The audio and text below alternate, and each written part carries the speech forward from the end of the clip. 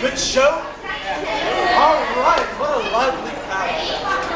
Well, I am one of the newer members of the music program, so do me a little bit of your assistance later in the show. There's a part I go, fetch the dog. I need to give you a good old English bulldog. Shall we? Fetch the dog. Oh, come on. If you put your dogs in this group, you better than that.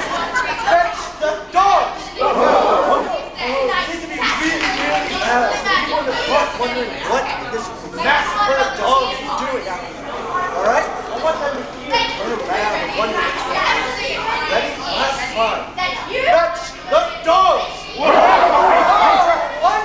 Absolutely delightful. Now, as I'm sure you're quite aware, tonight is the premiere show of the mystery and mystery. So, I need to make sure that people know so, let's play a game, shall we? Oh, that's all right. But his last name is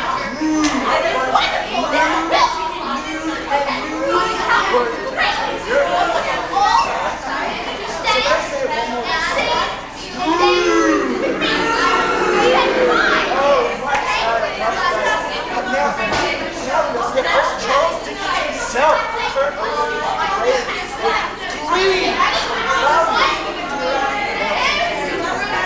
One last time, I want to hear it around. Oh, wonderful. How are you doing okay? Yes?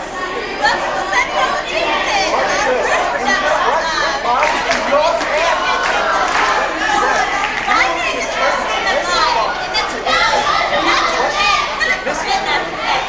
Tonight we will be asking several key questions regarding the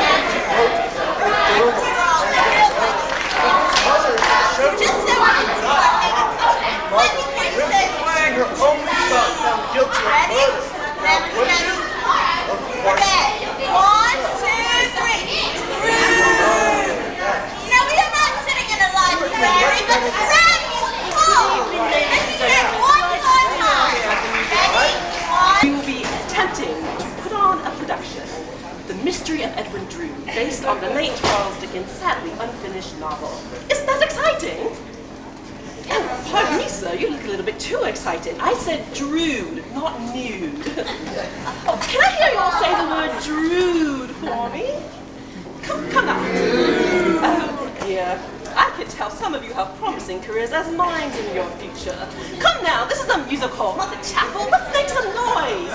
Besides, it'll make everybody else think we know something they don't, right? 1, 2, 3. Drood! Oh, very good, very good. Tonight we will be attempting something completely unprecedented in the Music Hall Royale's long and illustrious history. We will be asking you, the audience, to vote upon several key questions regarding our mystery, and your votes will determine the ending of our story. Well, that's my cue now. A murderously good evening, ladies and gentlemen.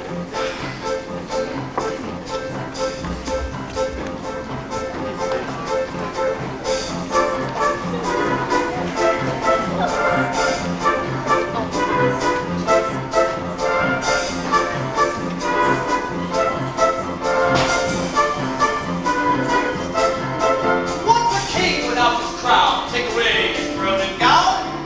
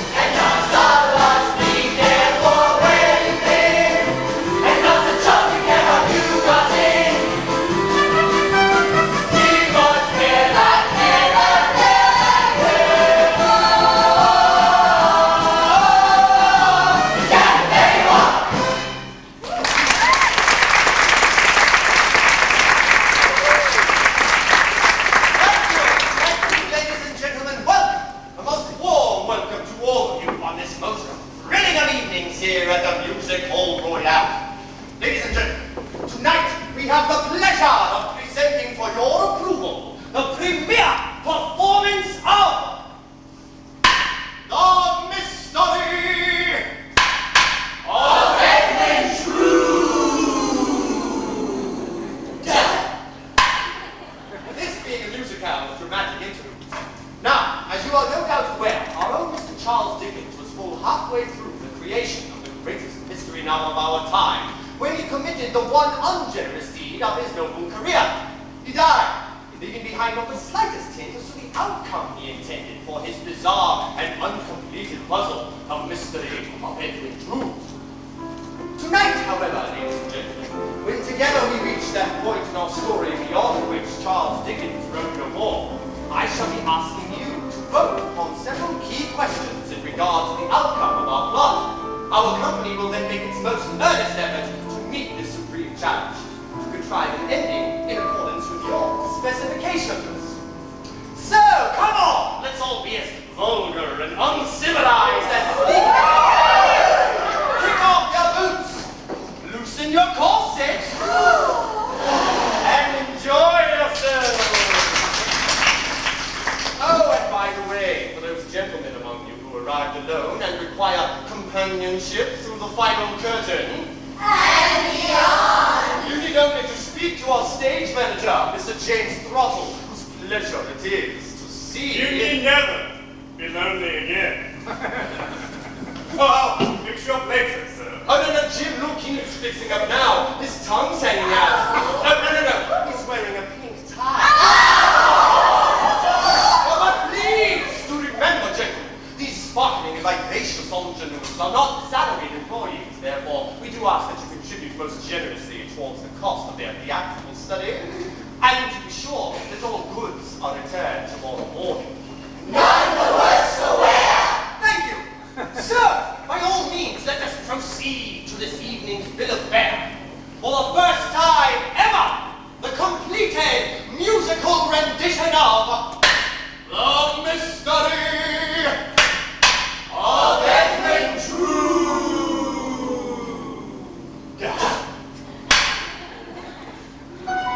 Cloisterham, the ancient, mouldering cathedral city of Cloisterham, not a particularly encouraging setting for the Christmas season now upon us. A wintry shudder goes through the giant elms as they shed a gust of tears. And here we are, in the home of Mr. John Jasper, choir master of Cloisterham Cathedral. Choir master, composer, organist, and vocal instructor, John Jasper is blessed with a voice the angels themselves might envy. And who, ladies and gentlemen, more suited to assail the role of John Jasper than that gifted vocalist himself, your very own Mr. Clyde Paget!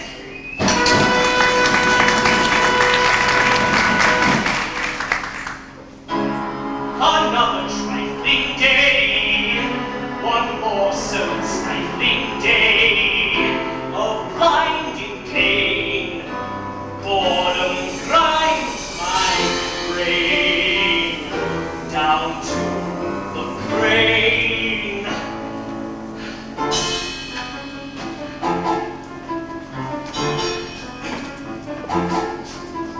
Man, you quite right.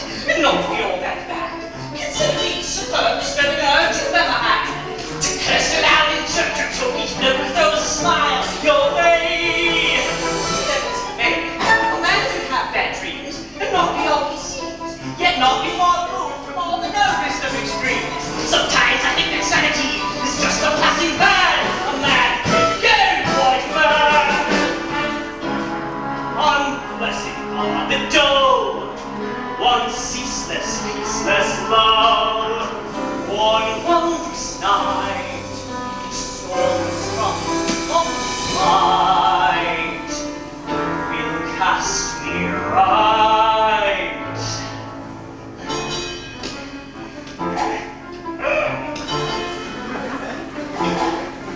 A sculptor lacking arms, a sorcerer lacking charms, a thief who frightens no one for their scouring that he harms. Clutches clutching only desperate respite from this dim tableau. This is so, I hide myself in a world where one cannot be caught, and feast on dreams that contradict each diving part. And if someday I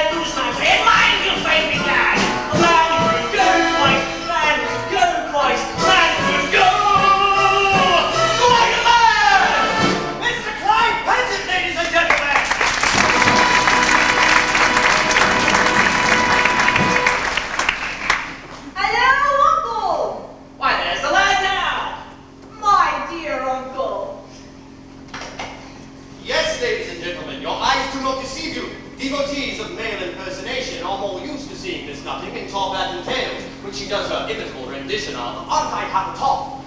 Tonight, she hides her distinctive form beneath the garb of young Edwin Drood. Ladies and gentlemen, a warm round of applause, if you will, for tonight's guest artiste and London's leading male impersonator, Miss Alice Nutting!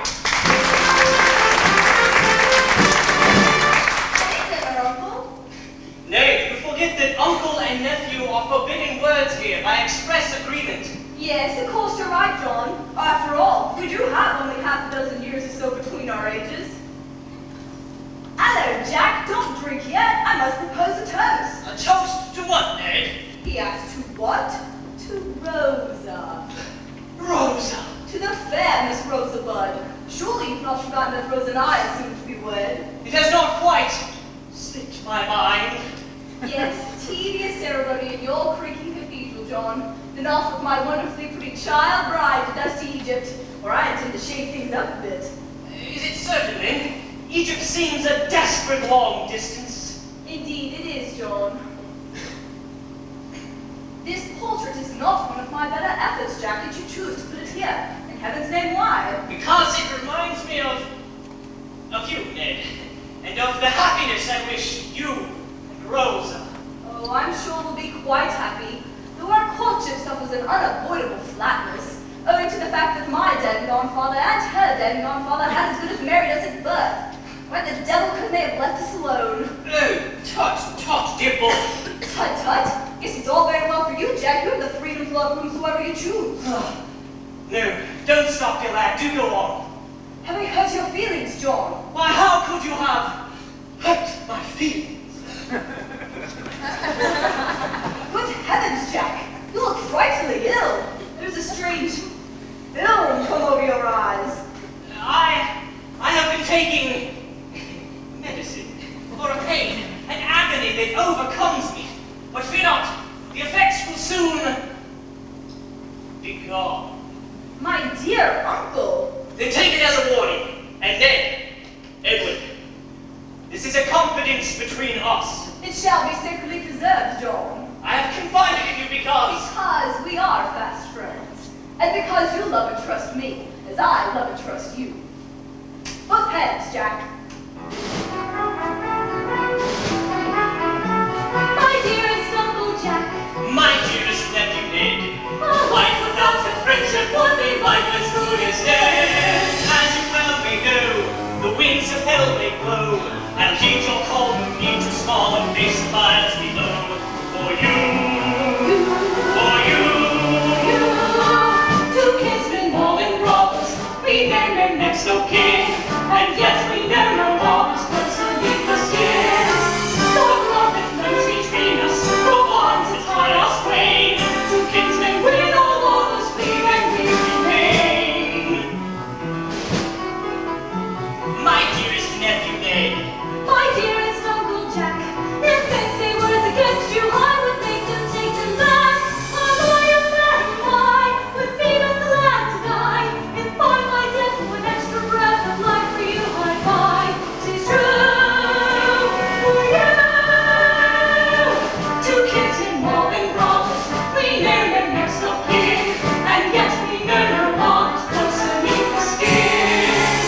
For love that flows between us, for arms that tie us twain. Two kinsmen with all lovers, we and we remain. 'Tis true. 'Tis true for you, two kinsmen are we two. Miss Alice Nutting and Mr. Clive Paget, ladies and gentlemen!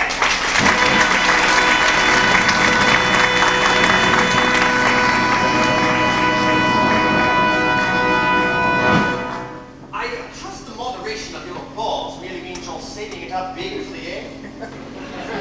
But to continue our story, Edwin Drood is visiting Cloisterham to pay his regards to his bride-to-be, the fair Miss Rosa Budd, who, like Drood, is an orphan. Rosa resides at Cloisterham's most affectionate seminary for young ladies, aptly, if not correctly named, the Nuns' House. Ladies and gentlemen, in the park of Rosa Budd this evening, that most delicate of English roses, that blossoming bud who has even yet to be plucked, the unspeakably lovely lovely Deirdre Palindrine.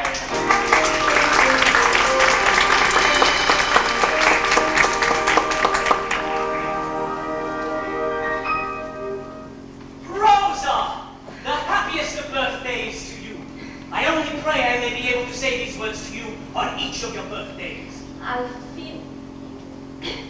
fear that is not possible since, as you know, your own nephew Edwin and I will be departing for Egypt once we are married. It was only a wish, Rosa. I have been anticipating your birthday with eagerness. Eagerness, Mr. Jasper? Why, yes, your voice will no longer be a subject to the fluctuations of adolescence. And how is your voice today, my dearest student? As my tutor, perhaps that question should best be answered by you, Mr. Jasper. Shall I sing the most? No. I have composed a song especially for you, my loveliest of students, on the occasion of your birthday. A choir master's pay being what it is, I could not afford to give you anything but my life's blood. Mr. Jasper, I cannot sing these words. It would not be proper. Why, what can you mean? I did not. I'm not worthy of it. As your music master, that decision should be mine to make from the beginning. Please.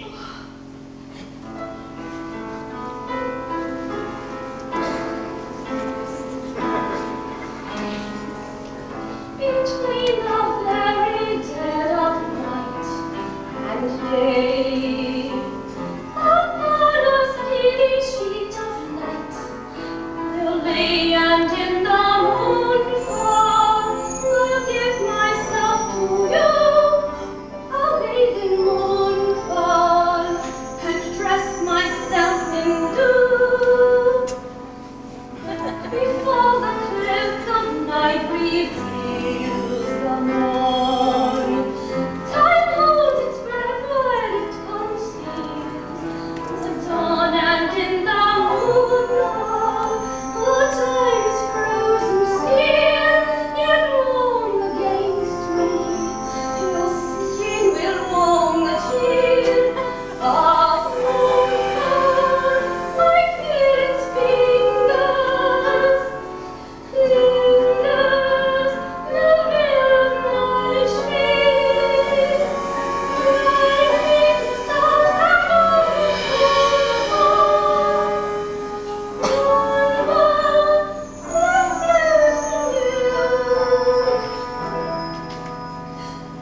betwixt our hearts let nothing intervene.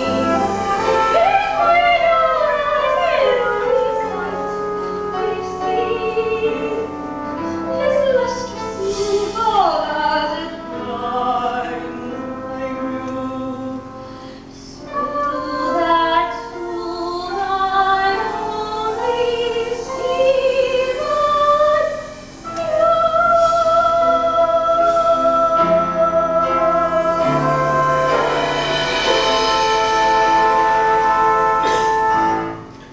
Well, that was lovely, Rosa.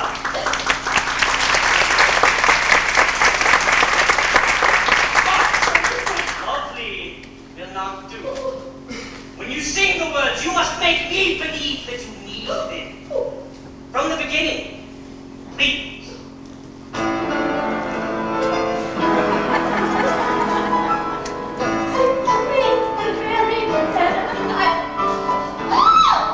I can't bear this, I'm frightened. Take me away! It's all over. Don't speak to her for a minute and she will be well. She's not used to an audience. Besides, Mr. Jasper, you are such a conscientious master that I believe you make her afraid. No wonder. No wonder. You'd be afraid of him under similar circumstances, wouldn't you, Miss Langus? Not under any circumstances. Ladies and gentlemen, our final experience, the unpredictable Miss Janet Conover.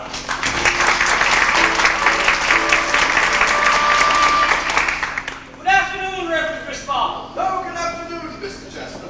May I introduce young Neville Landis? He and his twin sister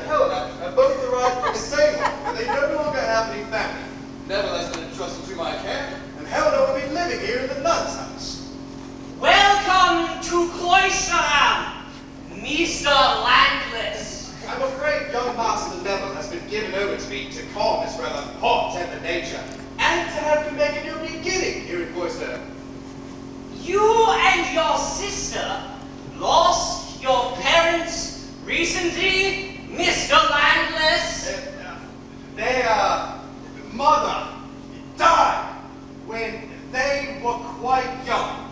Now their stepfather has crossed over as well. I'm most sorry, sir. There is no need for you bright gentlemen to console me. As it happens, it was well my stepfather died when he did, or I might have killed him. The newest member of our company, ladies and gentlemen, Mr. Victor Grinstead. Sir, you shock me. Unspeakably shock me. You never saw him beat my sister. My stepfather was a brute, Mr. Jasper. In desperation, Helena tried on more than one occasion to escape his cruel and miserly hand, even disguising herself as a boy. But to no avail. As for myself, I have had from my earliest remembrances to subdue a deadly and bitter hatred, which has left me secret and revengeful. I say! However, sir, thanks to your goodwill and kindness, I pledge to change my ill-tempered ways and break new ground for myself. There's the man. He'll soon blend in, Mr. Jasper. Your pupil, Mr. Jasper. She sings beautifully. Thank you. Your efforts have not been without success. I trust so, Mr. Landless. And may I inquire if your relationship extends beyond that of pupil and master? Heavens, no, Neville. Miss Bud is betrothed to young Edwin Drood, Mr. Jasper's nephew. You would do well to cast your eyes and intentions in other directions, sir. I beg your pardon, Mr. Jasper. No pardon necessary. But now I must leave. A quiet practice, I'm afraid. I wish you all the luck in your new stay here. Thank you. Thank you indeed, Mr. Jasper. I trust we shall meet again. And I should like to meet this Drood, and see what sort of man is worthy of affection. Miss Bud. Steady, man. Steady. You are feeling better now, aren't you? Much better, thank you. These surroundings, which may seem quite secure to you, are new and unsettling to me. You will be my friend, won't you? I will be as good a friend as such a vital thing can be to such a womanly enhancing creature as you. Who is Mr. Jasper? Edwin's uncle, and my music master. You know that he loves you. What?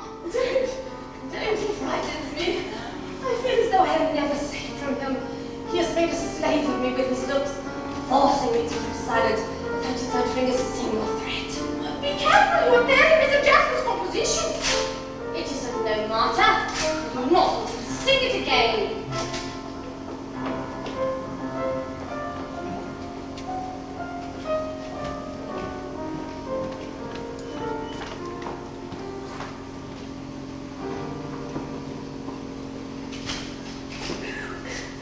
Oh, I'm sure we'll have at least one big prize in this before we finish.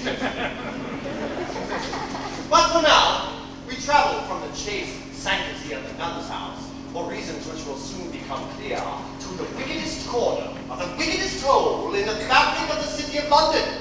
Below the street and beneath content lies the opium den of the Princess Puffer. Here, the universal dialect of opium is spoken, with its sub-dialects of violence for profit, burglary, and murder. And reigning supreme over this blemish on England's fair complexion is the Princess Puffer, who ministrates to her client's needs, and who hears more than she tells. Played this evening by the grand dame of the music hall royale, the queen mother of the red light district, that good woman of ill repute, your very own and beloved Miss Angela Brysot.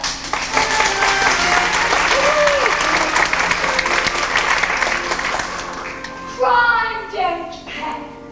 That's what I tell them. If it did, would I be here? Mixing pants, what did I sell them for a pint of rum beer? Throat you cut to pocket profits, then you slut to cops and sleep. Bash your face for bleeding tuppence, pure disgrace to work so cheap. That's why I says, don't be a sinner for the price of London gin. You can't pay for one square dinner with the wages of sin. Sell me some, call out, come on, who would buy this sack of skin? On the whole, there ain't much profit in the wages of sin.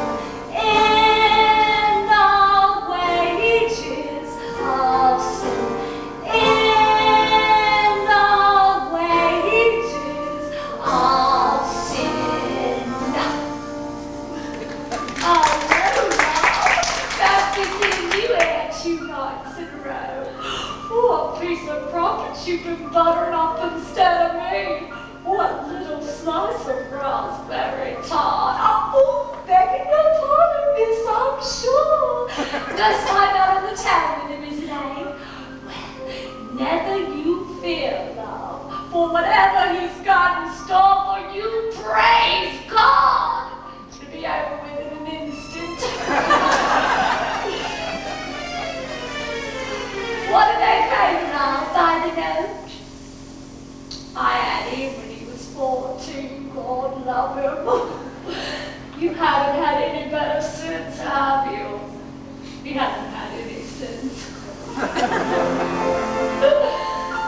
I've seen girls from gutter families trap rich men with fluttery ways, and they say, cool past the jug, please, over nuptial registrations. Over there, in bed 11, sleeps a bleeding hypocrite, spends his days, eyes cast to heaven, spends his nights amongst the shit. Oh, I do beg your pardon. I'm so sorry, I didn't mean to. It won't happen again. Now, where was I? Oh, right, shit. That's why I say, don't take half measures, do things right, and dig right in. In this world, there's greater treasures than the wages of sin. I get threats, but seldom others. If I did, I'd pack it in. You can't fill too many coffers with the wages of sin. Come on, give your love some help with the last line, will they? With the wages of sin. Oh, bloody hell! You can do better than that. Get off your bones and give us the notes then! With the wages of sin. God love you all!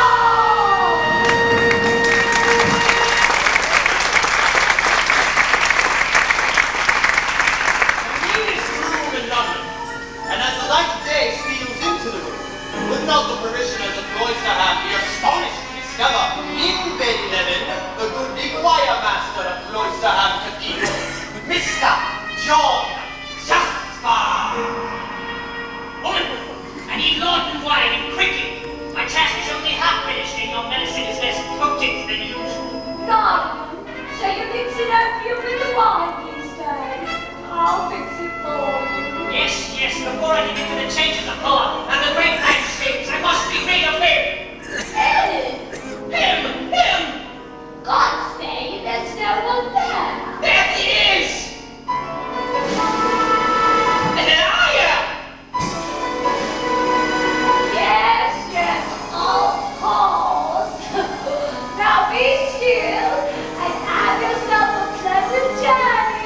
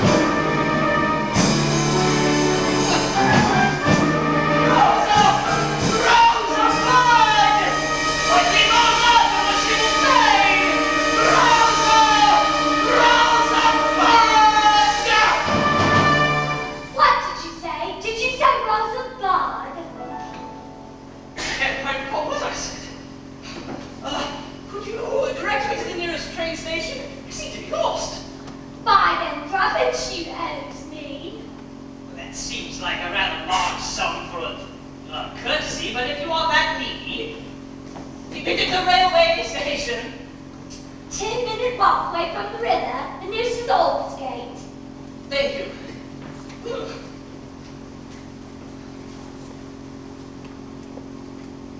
Incredible! Who are you? And what are you? I wonder how many of you noticed that meaningful statement. It sounded suspiciously like a clue to me. Might we have it again, my dear? Yes. Once more. Who are you then? And what are you? What indeed? But it is now the following day, and as we return from their sordid surroundings, we are introduced to Cloisterham's leading male citizen, Mayor Thomas Sapsey!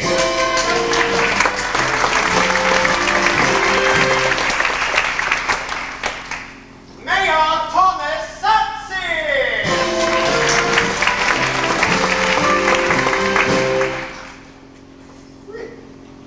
With a sack of what? It's unacceptable, isn't it? Let's see, once again. Ladies and gentlemen, your kind indulgence for a short announcement. The part of Mayor Thomas Sapsey will not, I repeat, will not be portrayed by Mr. James Hitchens, as is stated in your program. Mr. Hitchens, as many of you already know, has tended to appear more frequently at the bar in the rear than up here in front of the footlights. Therefore, it will come as no surprise to our regulars that Mr. Hitchens is once again massively indisposed due to injuries he received while fighting for the lady's honor. Apparently, the lady wished to keep it. So his part will be portrayed this evening by your own humble chairman and obedient servant. I refer, of course, ladies and gentlemen, to myself, Mr. William Cartwright.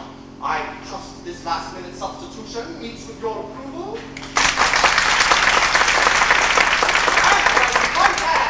It's more your luck than mine.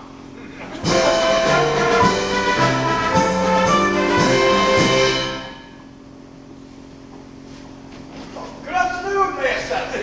Good afternoon, Mr. Chris Sparkles. These are my new charges from Salem, Mayor Sapsey. I'm taking it to me.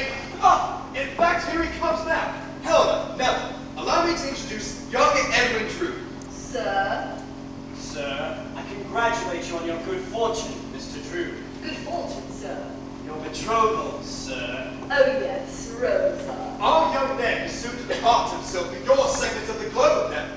Sail on, Mr. Drood. No, but much the same. Egypt. Oh, to make your future, sir. No, to ensure that Egypt has one. I shall shortly be taking over my family's engineering concern there, and I plan to pull off a miracle. Pray, what miracle? The Cairo Transverse, Mr. Landless. A thoroughfare for commerce and coast travel across the desert to Alexandria. Quite a monumental task, Mr. Drood. Yes. And one wonders where one might obtain, for example, the paving stones. From the pyramids. No! Yes, my studies show that there is enough rock in the top half of the Great Pyramid alone. This is English blasphemy. Is it not enough you take our delicate brew of tea leaves and likewise improve it by pouring cows milk into the... Neville, please! Let's not raise our voices here Cloisterham High Street! I meant no offense, sir. And I did not mean my awkward ways to arouse such emotion, or to ruffle your splendid feathers, Miss Budd. I'm sure Mr. Landless only feels passionately about his part of the world. As long as he keeps his passions in check. I fear I have not yet adapted myself to your restrained climate. You might forgive me if you knew yourselves the warm and uncivilized allure of our homeland.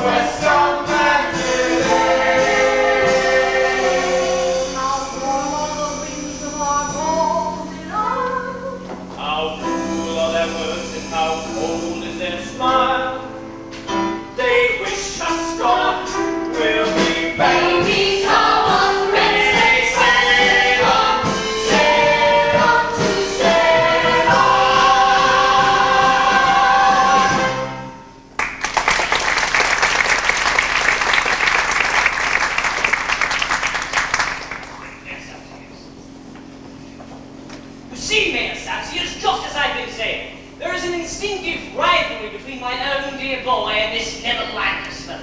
And I fear his hot-blooded Eastern temperament. Oh, come now, I think you exaggerate the matter, Mr. Jasper. I will go mad! Do you not realize that there are more than one side, one face to all things in nature? Why, beneath this Neville's tainted English accent and adopted English manners lies a heathen Landis, a tribesman Landis, a half-bred, half-blooded half-caste who would just as easily kill as he would comb his sleek hair! Mr. Jasper, this is quite extraordinary. To the contrary, nothing could be more ordinary, sir! I myself suffer from this sort of duality on occasion. Sometimes I will find that I will forget things. And in going back to find them, half expect to find myself rounding a corner I've already turned. And what about me? Having to be your chairman and let us be your substitute at the same time is damn confusing. Indeed, like our two-sided Neville Landis, I find that. I think not to myself these days. For all I know, I might be you. There's more than proven of the tool inside my mind. I am likewise in the haze of who I am, conceived to see what's wrong with you before I read on in the mind. Or is it I? Or is it me? And if I'm him and if I'm me, each one of us might have agreed on what to do. And if I take opposing sides within myself, then who defines what is right or wrong? I'll go along with you. Hey, many company, 12, we're shitting twice at one floor, and would you not fancy the tendency forward to find us a case of both sides of the coin? One is a rumble from pennies to guineas, like two-sided bitches of rule, and exception, and would you not think quite a fool of deception to find us a case of both sides of the coin?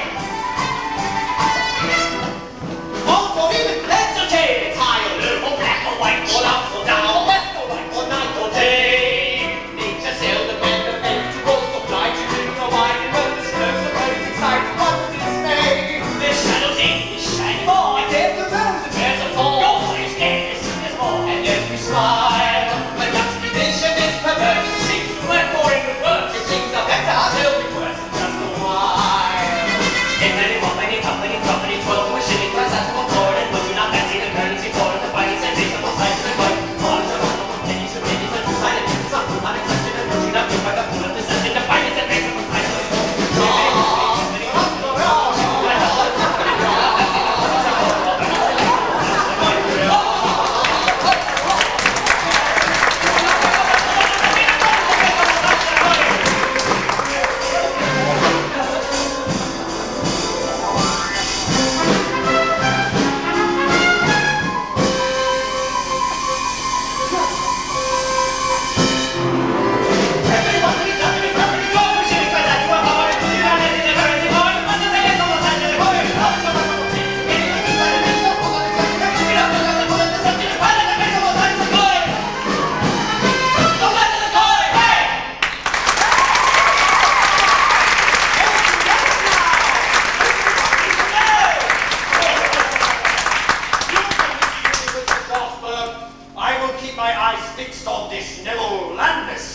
A brilliant and original idea, Mayor Latsapsi.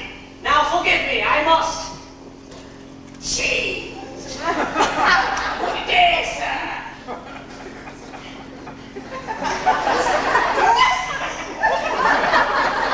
Bye-bye.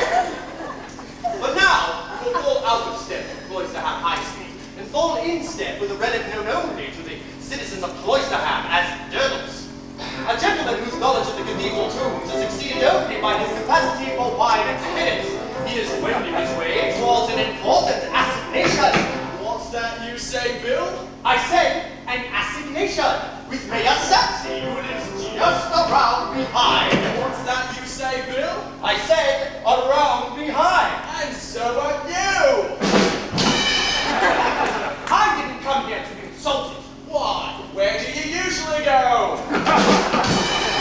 I'm not a complete fool, you know. Oh, which bit is missing? You're next to an idiot. Pleased to meet you. Assaying the role of Gertrude, the clown prince of the musical royale, your friend, not mine, I give you, and I don't want him back, Mr. Nick Cricker!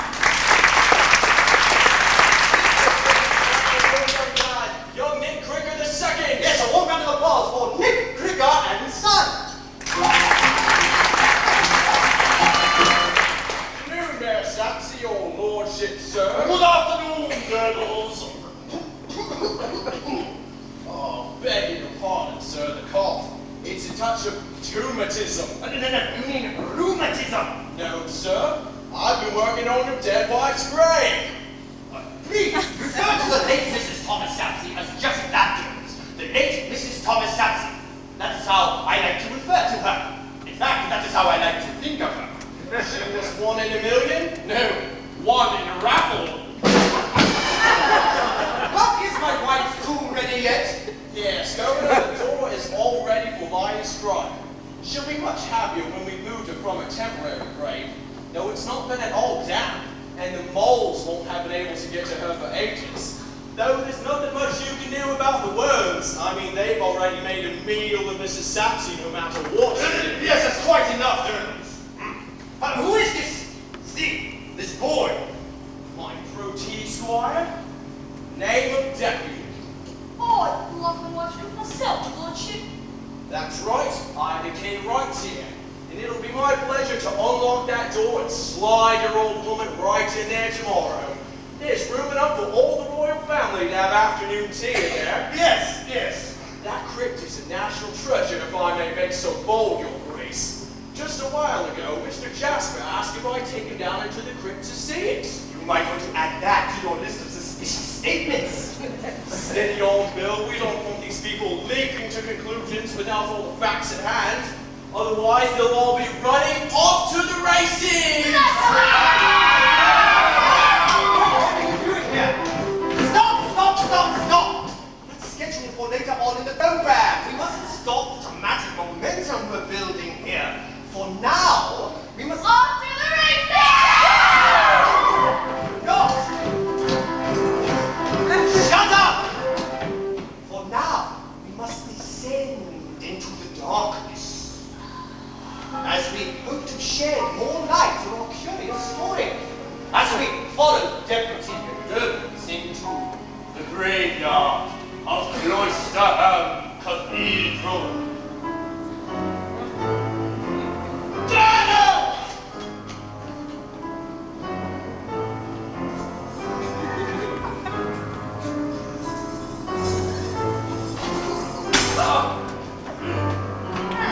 Who's that?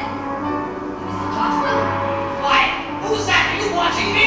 I'll have the blood of you, you cutting devil!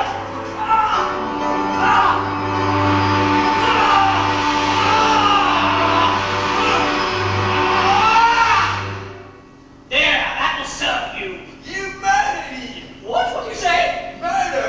Murder! Stop talking such lunacy, Jones, and help me revive the dear boys. I only pray that...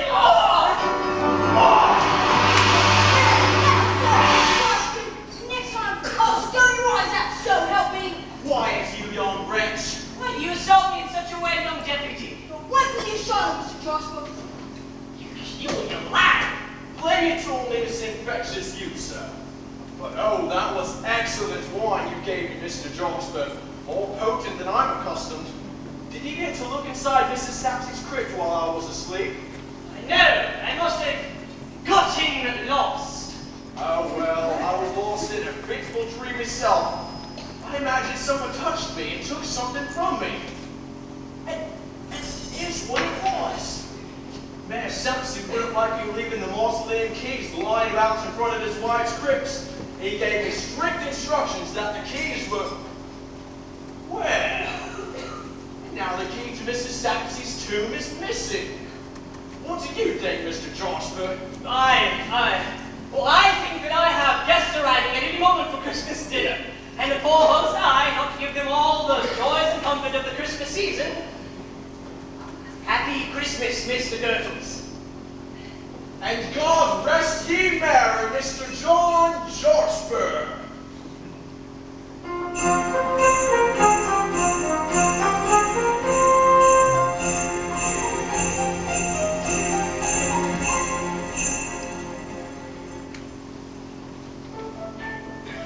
Yes, we've spent many a bright and chatting afternoons here among these silent tombs. Eh, my own betrothed?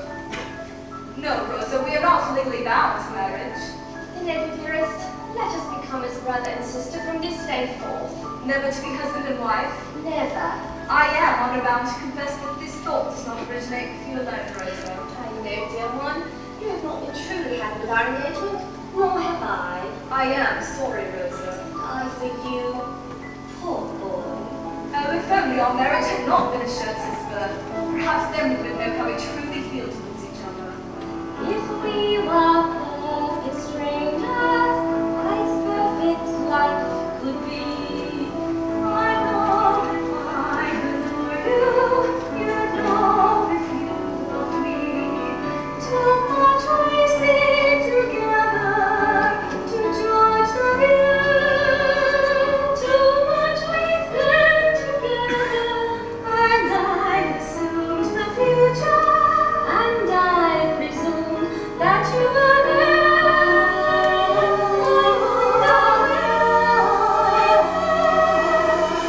If we were perfect strangers, I'd find my way with ease. I'd see the path before me, the forest from the trees. Could I feel you without you? You're always there. How do I feel about you? I can't yet to touch you, my dearest Ned. How much you mean to me, Lord,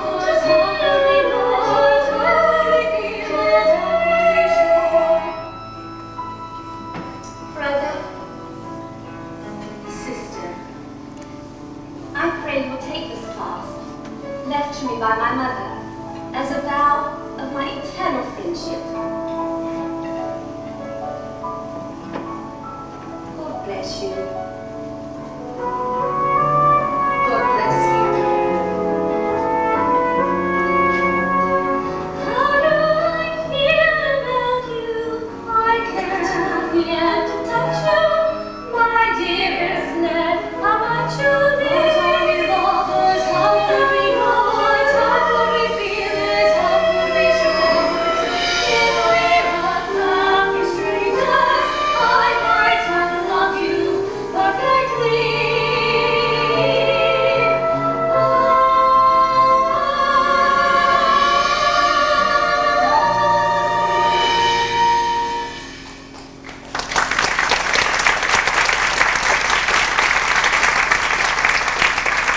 All of this will come as a terrible blow to my uncle. Oh, whatever is the matter?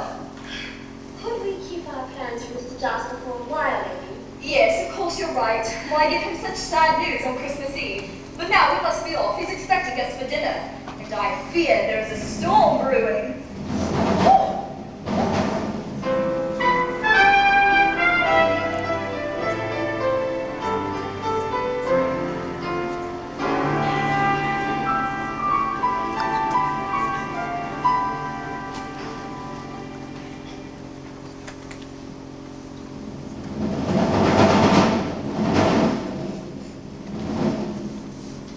What a bizarre climate you have here in Cloisterham.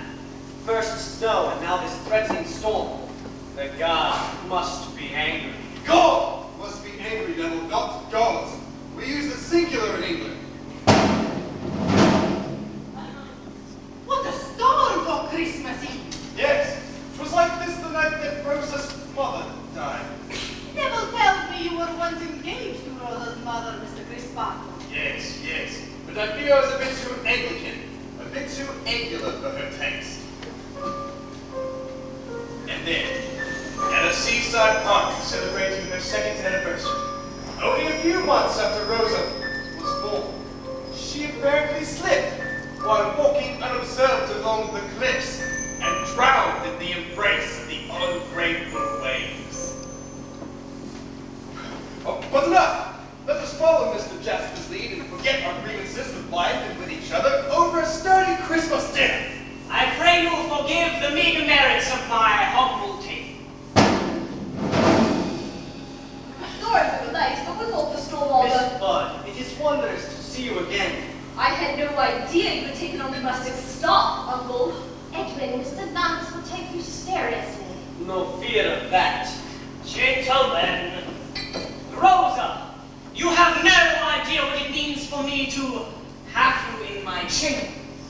Miss Bond, how is it that in the season of holly, you remind me of the flowering hibiscus? And how is it you remind me of an inconsistent Vapor Neville, but while your metaphors seem quite stale, your manners are uncommonly brash. Oh, you go too far, sir!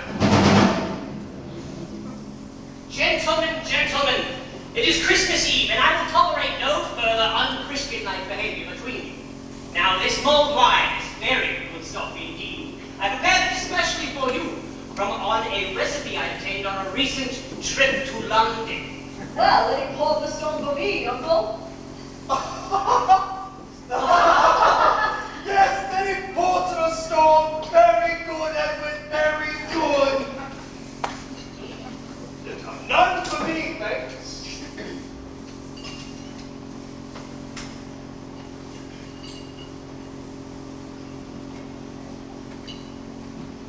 Now, let us drink. Deep.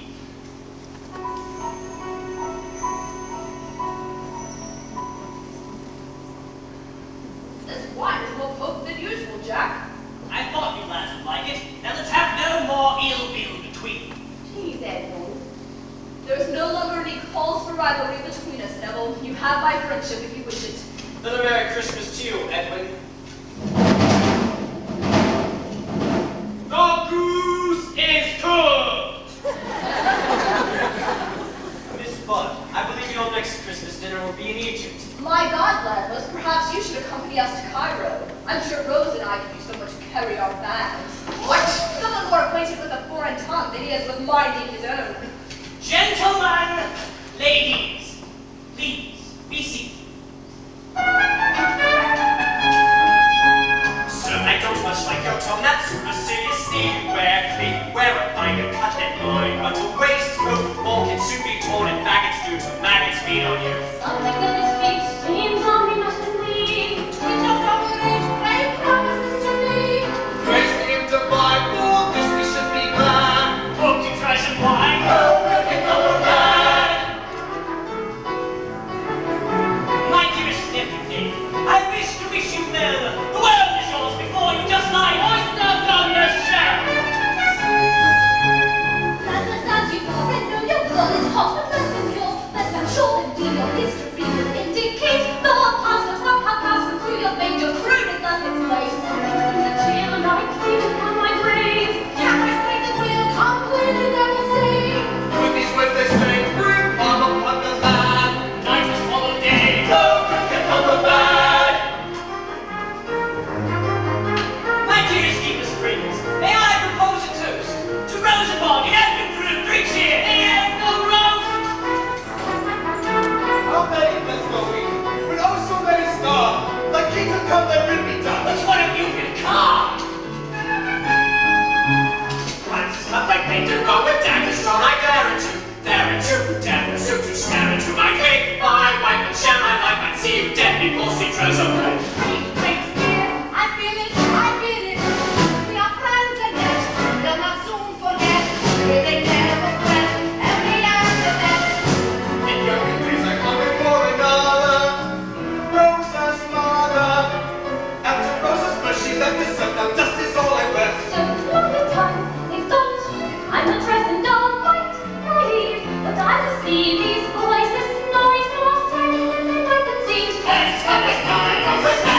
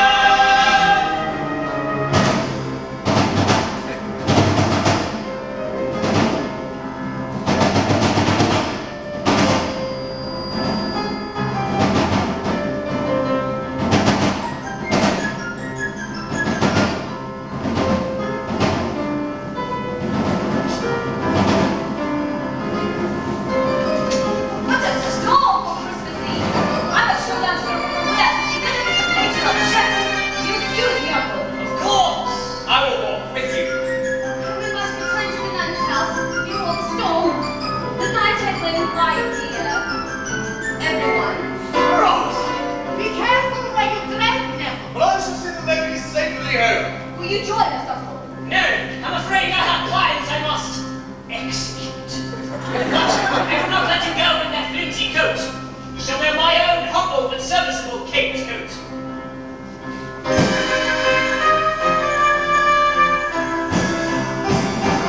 Come, Edwin, your destiny calls. Goodbye, Uncle. Goodbye, all.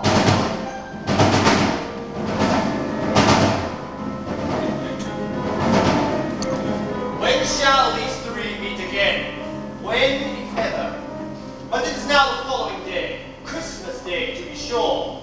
The storm is over, but in its wake there is to be found no trace of young Edwin Drood.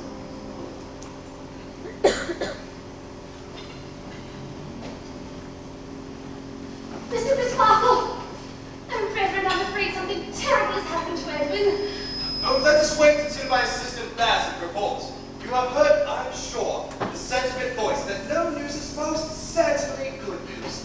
Ah, here he is now. Bassett, what news? No news. Ah, there you see. I do not believe you've met my assistant Bassett. His chief occupation is in guiding excursion parties around our church. Quite the showman is our Bassett, though tragically misplaced. Misplaced? Yes, he carries with him a secret. Now, Rose, what do you think Mr. Bassett has done? Oh dear, nothing dreadful, I hope. Mr. Bassett has written a play, a tragedy. The thorn of anxiety! Mr. Bart. Never! Sometimes I fear Mr. Bassett has more pride in his lack of support. Like a citizen of Greece who prefers the Parthenon and ruin. But I hope to see Mr. Bassett's work performed someday. Oh, I too, Mr. Bassett. I love the theatrical world, but there are many stages beyond the proscenium. I want to play a larger part. Bassett, use your enviable creativity to find some accounting for young men. That assignment I eagerly accept. Oh, my dear hopeless Edwin. How like her mother she looks. Had the Lord seen fit to smile upon me, had her mother not married another, nor met her death 2 years later at that pleasure party by the sea, I might have been Rosa's. Father, I need your prayers. Rise, my child. The cathedral bell summons us. And is it not significant, Mayor Sapsy, that young Landless was last seen fleeing the district? You've convinced me, Mr. Jasper. A secret murderer could indeed be hiding in Cloisterham's most affectionate bosom. Oh, good evening, ma'am. Yes, and you've convinced me we'll follow Neville Landless. My sentiments, exactly, sir. I shall summon a few strong fellows to bring him here, using whatever force is necessary, so that we may question him. You just do that, sir. We'll find Neville Landless right enough now. Educate that murderous swine! Boy, anyone, we have ourselves a hanging for Christmas. That's the dogs!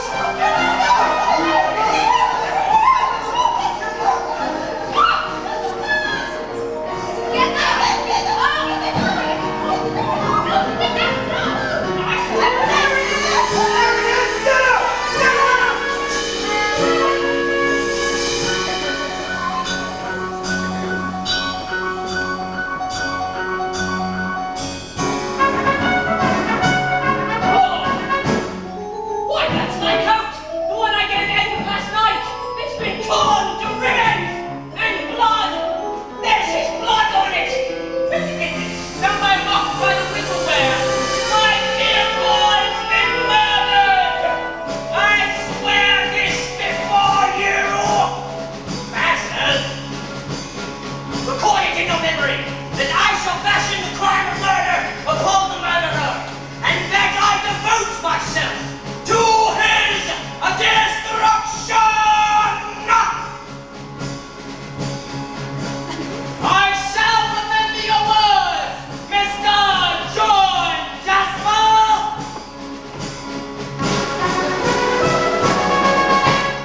And I believe that's it for you this evening, Philip. That's right, Bill. Well, hardly seems your birth coming down from Knutsford each night, doesn't it? You seem to specialize in these narrow parts of things.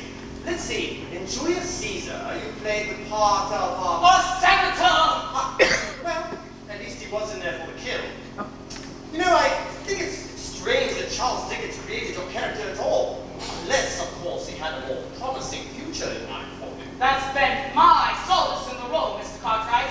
Yes, I'm sure. Still, I do note that you do understudy Mr. Clyde Paget as John Jasper. Why, surely one of these days. Well, in all actuality, Mr. Paget seems to have never missed a performance in his entire career. Well, Philip, the first act is almost completed, and the second act is considerably shorter in length than the first. Is there a... Would you happen to have a song ready at hand? Shall we?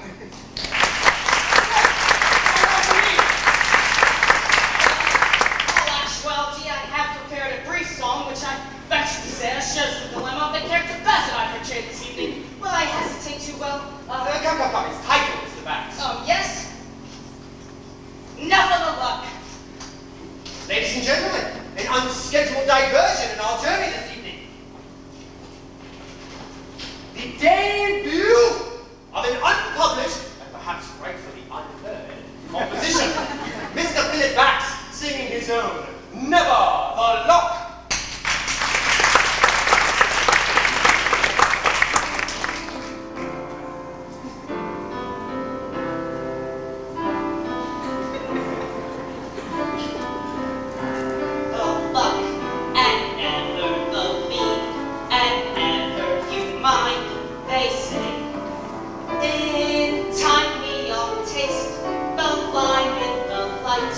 And don't have my night someday.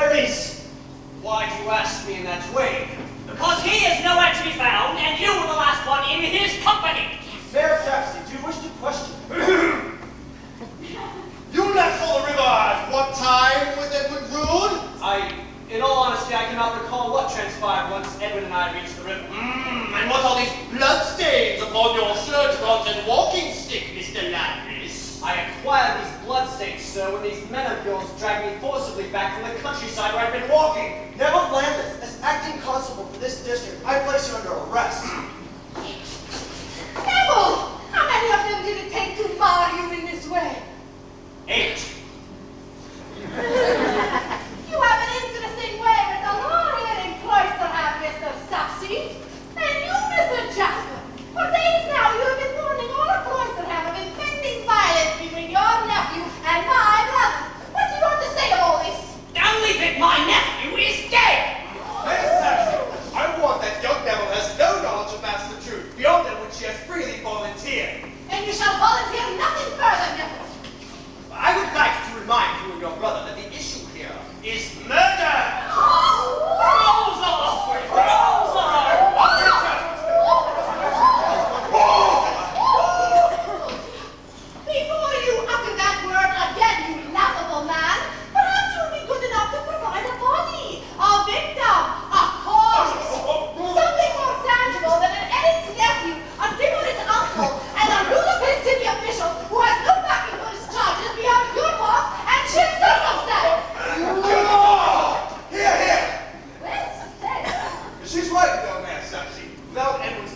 cannot possibly arrest young Master Neville.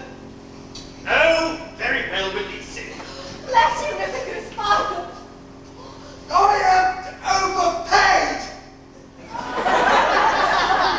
If only I could express my gratitude without this strange, somewhat geographically untraceable accent. Let's all pause for a moment now, shall we? Let us see where matters now lie.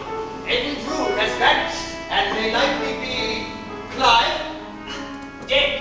John Jasper has sworn vengeance upon his nephew's murderer. For most of the populace suspect to be Neville Landless. But the charges against Neville have been rescinded thanks to Helena Landless's steely resolve and the support of the kindly Reverend Mr. Griswold, who once was engaged to Rose's deceased mother. Meanwhile, it's difficult to know what one should make of. The drunkard stonemason Durdles and his young apprentice deputy, not to mention The mysteriously motivated purveyor of opium, the prince's papa. Statements to consider during the interval with one admonition. Should you go running off to conclusions without all the relevant information, you may find yourself carried off to the races! Yes, Bill, let's have a course of off to the races! A spontaneous request, which brings us rather adroitly, I think, to a song. For what evening at the Music Hall Royale would be complete without a rendition of its trademark anthem, Off to the Races!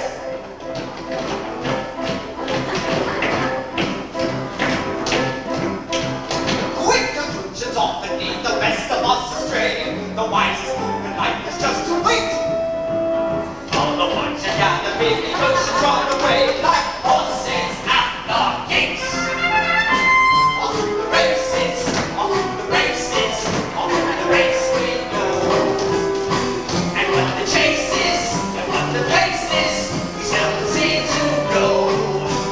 Never broken on to march and never will pursue. The man will always hold the same way. Sing and race. From the angle to the crown, they suddenly will do our fair and favored face. Off to the races, but 30 paces more. It's taking races, stopping for places, is equal all that all. Don't fall back on your assumptions, hasty presumptions, might do you in. Find the track like a dad running by, try lagging behind, you'll find you win.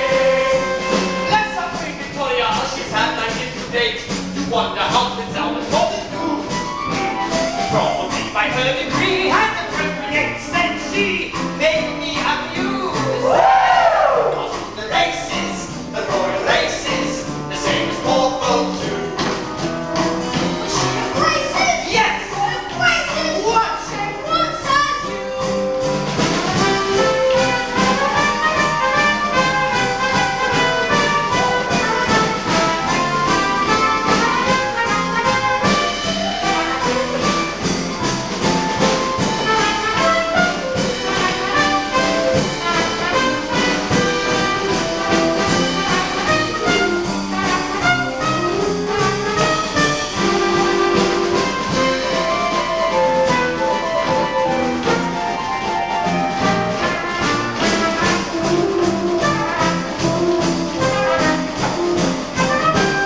And the races won by the party, rock up the party, fools at the gate.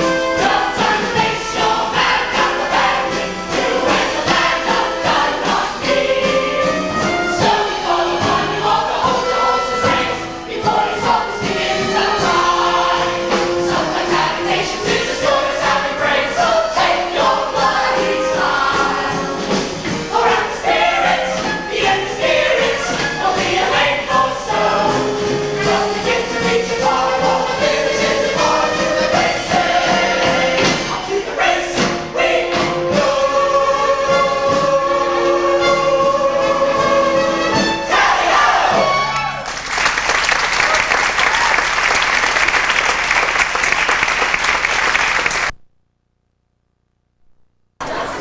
The Mystery of Edwin Drood. Oh, really? Is that the best you can do? Why don't you all join in? Whenever anybody says the title of the show, stand up and cheer once the performance starts, okay? It'll be fun. We'll try it one more time. The Mystery of Edwin Drood. Okay, that's a little better. A warm round of applause, if you will, for our fully trained orchestra under the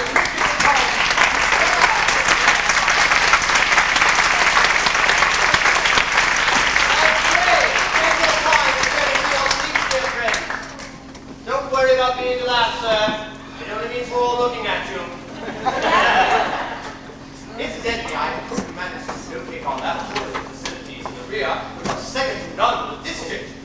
In fact, there are none in the district. But, by the by, if you're enjoying our modest efforts here tonight, I heartily recommend that you return to this same venue next week, when the Music Hall Royale will be presenting its latest and most ingenious work, Hamlet, Part 2!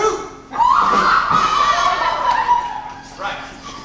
We are, I trust, rested, restored, renewed, and more than ready to conclude what is certainly the most ambitious effort to date of your own Music Hall Royale. That of solving, by your vote, shortly to be counted, the mystery of Edwin Drood!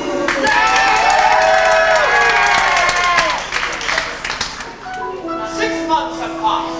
An English summer is now in progress. Still there is to be found no trace of young Edwin Drood, and all of Cloisterham is agog with rumor and suspicion. But there have been further developments. 2 inquiring sleuths are about to appear on the scene. One being the Princess Papa, whom you've already met. The other being a detective, a man of mystery, who wears a bulky coat, a fulsome beard, and the name of Dick Datchery. I said Dick Datchery. Right. These are kind of strangers approach with grand intentions and great expectations, which I might add will be presenting in Brighton next season. And like ourselves, the Princess Papa and Dick Datchery are just now arriving at Cloisterham Station.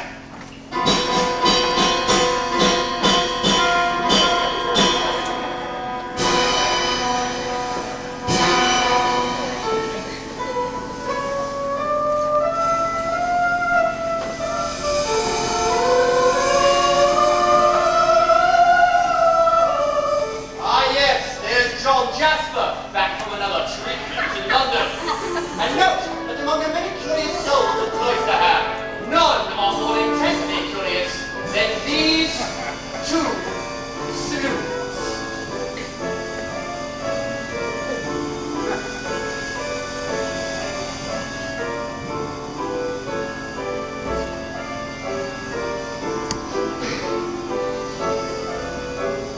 Here to track this man in black, am I? With one clue as to the who and why. I find myself in this aggravating dark space, gravitating to this place, navigating towards this case. I've come to turn my ear in every door half the clown, yet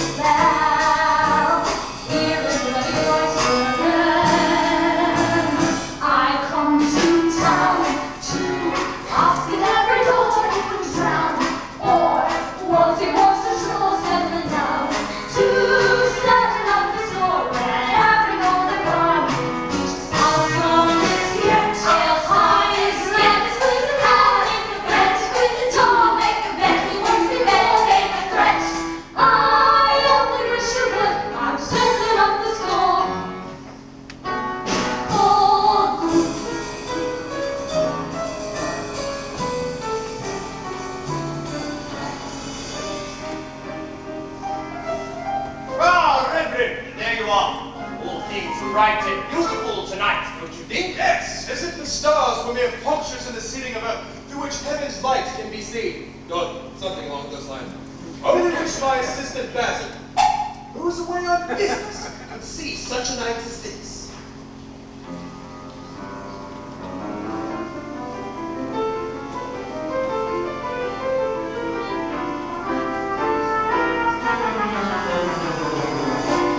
Hello there, boy. Here's a face we've not seen before. Welcome to Fair Cloister, sir. I'm in the way of being official greeter to all those who might have the price of a bottle of wine. My name is Dirks. My name is Datchery, Dick Datchery. And I was wondering if lodgings could be found in these parts. Oh, no doubt, Mr. Datchery. Something architectural and out of the way, inconvenient. Oh, we have any number of inconvenient lodgings here at Cloister, sir. Close to the cathedral as well. Excuse me, I couldn't help overhearing. The only lodging that I know along those lines is a single room just above the rooms of Mr. John Jasper. He is a great admirer of my own. Ah, is that the fellow who has been much afflicted by the loss of his nephew Edwin Drood? Wait up, boy. This much afflicted fellow, John Jasper, is he always dressed in mourning these days? That's one. You wouldn't catch me going in. Why is that for? Trying to be lifted up again and choked over by the throat, that's why. I find that most interesting. I shall enjoy watching the comings and goings of this town.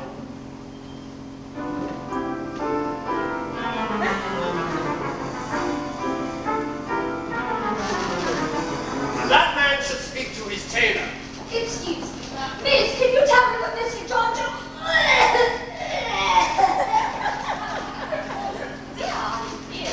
No, miss, I always looks this way. Rosa! We have both been guilty of neglecting your music lessons of late. When shall we resume? Never, sir. Am I being politely told that you have abandoned your studies altogether? The politeness is yours, not mine. I beg not to be questioned. I will not answer anymore. At least I have that in my power. I do Rosa! not wish to hear you, sir. Do not forget how many eyes command all of us, but you shall hear me, even against your wishes, dearest Rosa.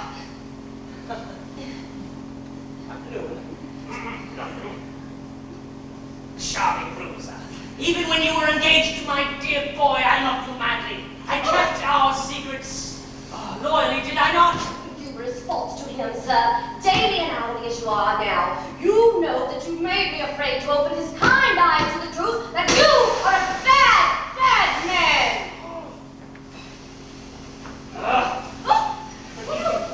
You are even more beautiful in anger than in repose. But I warn you, rare witch, sweet charmer, you must stay or do more damage than can be undone. You're mad. I mean to tell you how mad my love is. Love!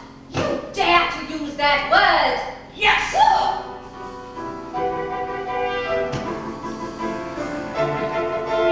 Love is much more than wonders given from luscious spring, where it was rarely settled sing and seldom sung.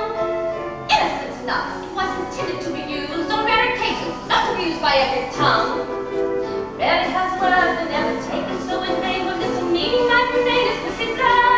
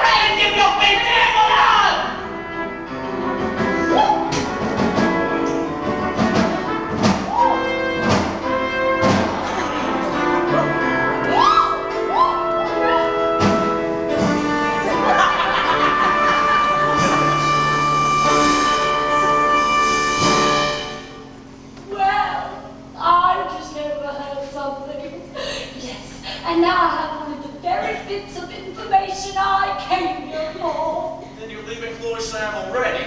Not likely. I didn't come this far to turn away with only but one piece of the puzzle in my hand.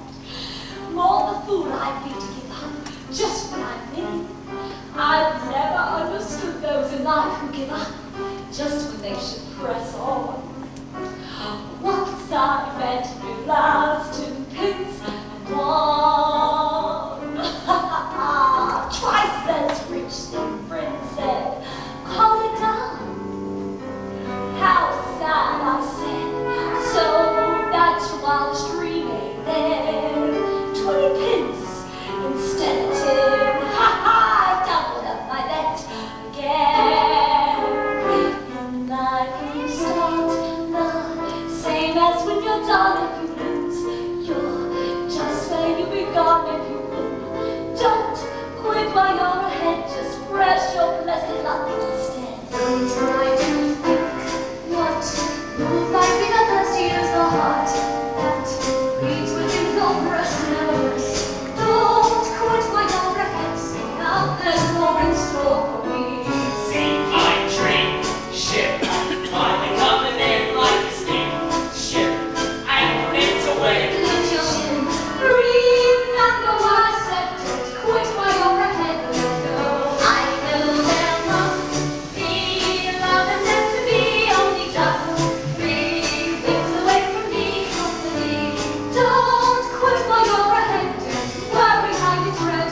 Yeah. When there's a chance, one pipe dream, let's find our romance.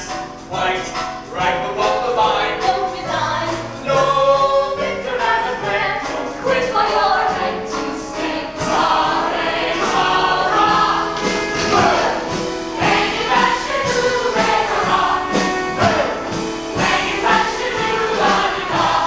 Don't quit while you're ahead.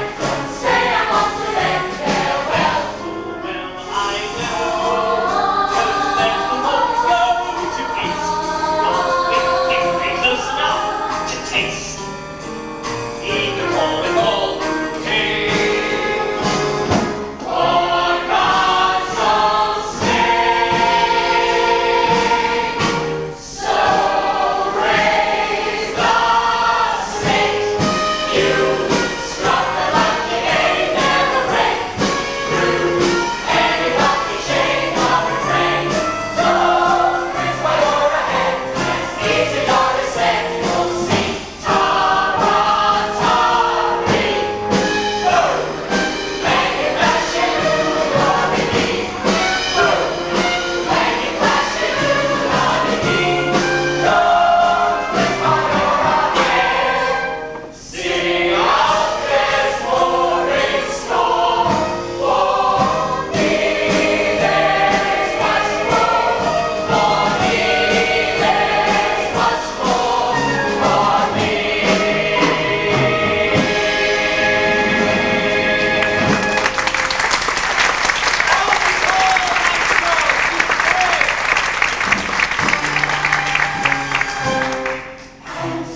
Now, at last, we see the slightest glimmering of light, quite shimmering in the dim dawn of night.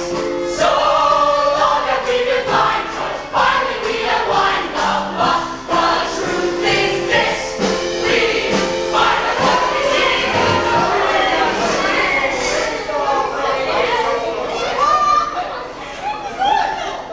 It's the sound of words.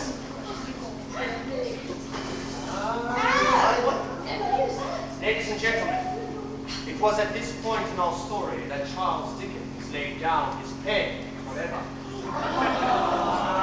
And so, dear friends, that is all we shall ever know for sure about the mystery of Edwin Drood. Tonight, however, at least within the confines of this humble theatre, we shall together solve, resolve, and conclude the mystery of Edwin Drood.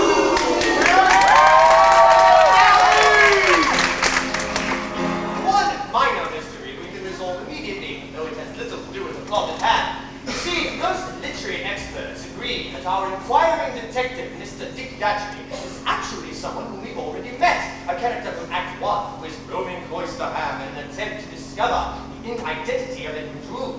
And as you have no doubt already guessed, the part of Dick's destiny has been played thus far this evening by that master and mistress of male impersonation, Miss Alice Nutting.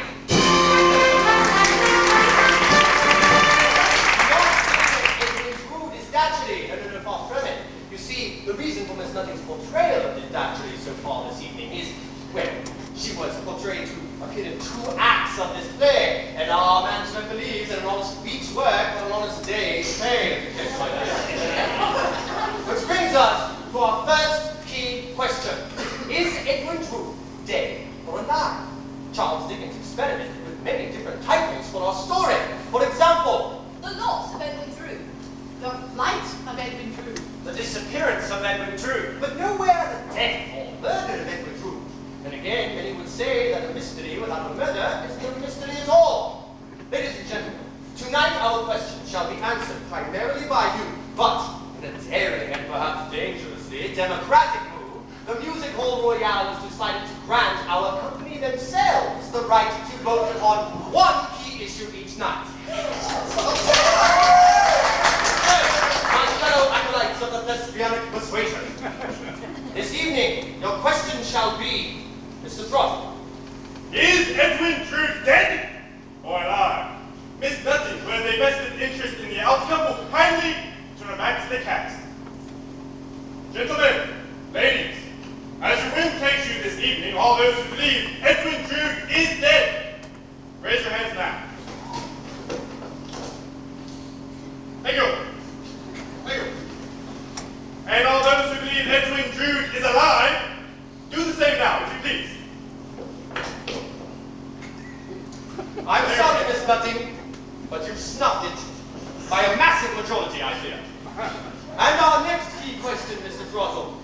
Who is the detective? Dick Datchery. Well, we can safely eliminate Edwin Drood from that consideration, seeing as how our cast has voted him dead for the remainder of the evening.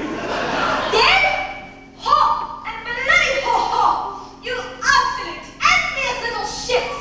It is obvious to everyone here that Drood, that I am Datchery. And it's even more transparent that this petty, jealous cast bitterly resents the attention I've been receiving in the press. Goodbye, all.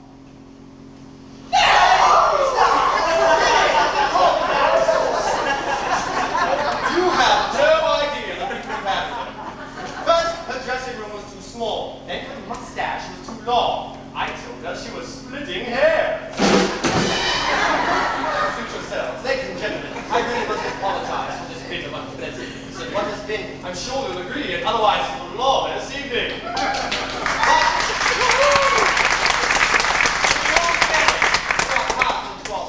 I must strenuously point out that many literary experts disagree with Miss Nutting's contention that Edwin Drood and Dick Datchery are one and the same person. Indeed, there are several prime candidates for the face behind Datchery's beard. For instance, I offer you Helena Landless. About her, Neville revealed in Act 1. In desperation, Helena tried on more than one occasion to escape our stepfather's cruel and miserly hand, even disguising herself as a boy. A hit! A palpable hit! But is it a meaningful thrust or a misdirection? Wouldn't Helena Landless be fearful of pursuing John Jasper under the given circumstances? Not under any circumstances. But the candidates hardly end there. What say of Basil? I love the theatrical world, but there are many stages beyond the proscenium. I long to play a larger part. Who more likely than God, such a melodramatic God, than seek the spotlight? Why else does he appear in our story at all? From my earliest remembrances, I have been secret and revengeful. Who more likely to investigate the disappearance of Edwin Drood than he who is most suspected of foul play? Or did someone else wish to clear Neville's name? Neville has been entrusted to my care, the Reverend Mr. Crispark, whose passions and energy lay hidden beneath his clerical garb. Could it be that he has taken on a new uniform, that of Datchery, to save the lad who has been his charge and responsibility? Then there is the puzzling and intriguing possibility of Rosa. Rosa! Could it be that we have underestimated the resourcefulness of this woman-child? Could she have taken it upon herself to investigate the disappearance of Edwin Drood? Looks can be deceiving. This much I do know for certain. Dick Datcherly is not Princess Puffer, John Jasper, Durdles, Deputy, or even Mayor Subsy. For in our story and in Mr. Dickens' novel, they all appear in scenes with him. They are observed to be in his company speaking. So, we are left with the following candidates for the role of the detective, Dick Datcherly. And may I suggest we vote the way it is done in amateur theatrical contests? As the handkerchief is held above the head of each candidate, pray applaud for your favorite in the role of Datcherly. And please do remember, ladies and gentlemen, we have far larger decisions still to come. Soon we shall be asking you to vote on who is the murderer of Edwin Drood. So don't merely vote for whichever cast member is a distant cousin of yours, for God's sake. Mr. Throttle, if you please. The tempestuous Miss Anna Landless.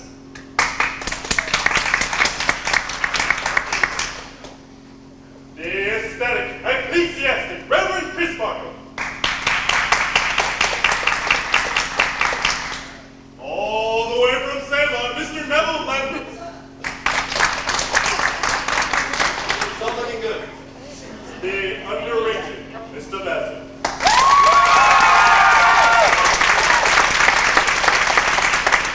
The lovely Rosebud. Basil, it's all down to you tonight. I can see several members of the audience more than ready to attend. Which brings us now, ladies and gentlemen, to a much...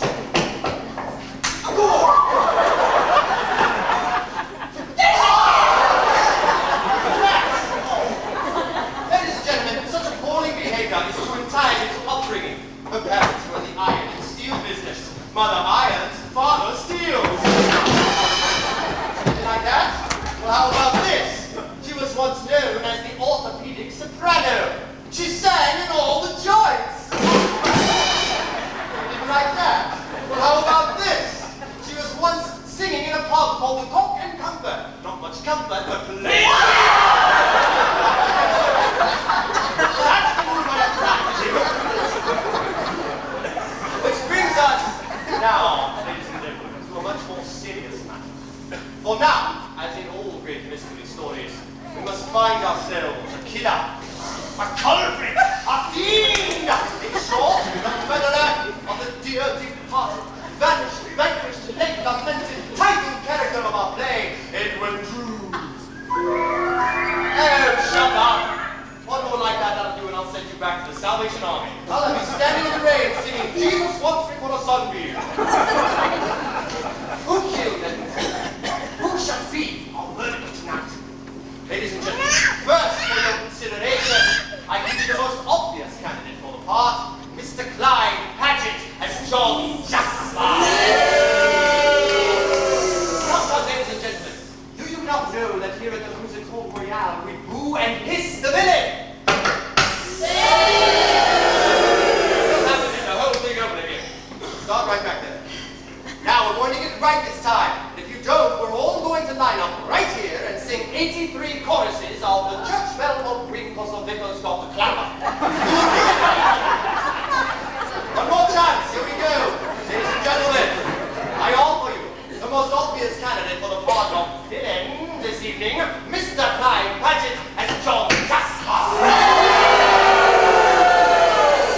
Ladies and gentlemen, just to be serious, does this look like the face of a murderer? Yes, well, more appropriately, I ask you, could this be all there is to the mystery of Edwin Drood?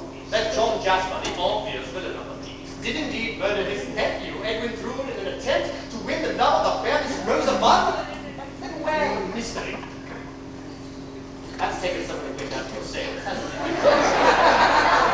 Where the mystery? Where indeed? So how stand you? For the obvious answer? Or for a more perplexing solution? Now, several cast members can be safely eliminated from the bidding. A young deputy and my own Mayor Sapsy were without question intended for comic relief and never figure very intimately into the lives of the other characters. Which leaves us with the following candidates for the role of murder.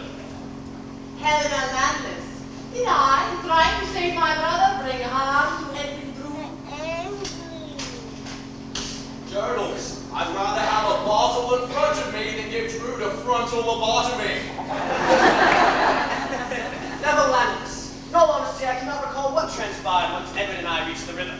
But he was an odious little twit and he deserved what he got. Oh, Princess Papa. Who am I and what am I? Reverend Mr. Crispin, have I in some way used my mission here on earth? Rosebud, why on earth would someone as pure and innocent as I blood in my own tree? John Jasper! Thank you. I have stood in the cold shade of suspicion since our story began. Time at last to choose, ladies and gentlemen. And, why don't you all get a hold of your motion for me?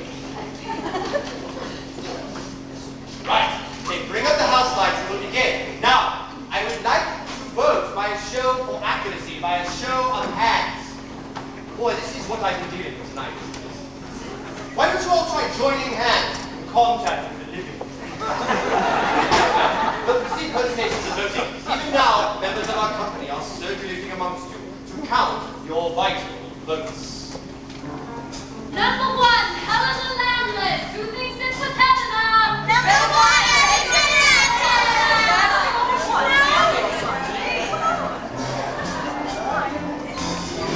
Number 2, Mr. Donald, who thinks it's with Donald.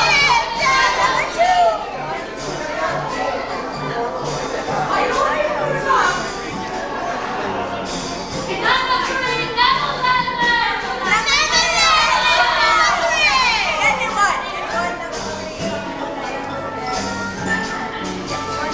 Number 4, Princess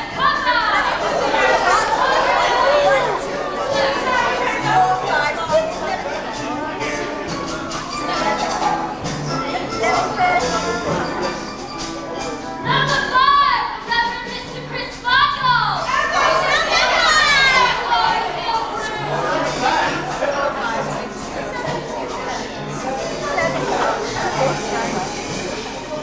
Number 6, Miss Rosa Bond.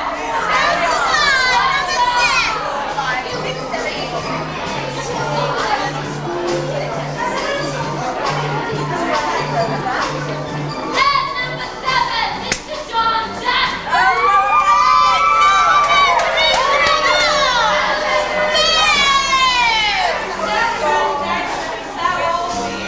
Right, now we have, ladies and gentlemen, determined the murderer in your midst.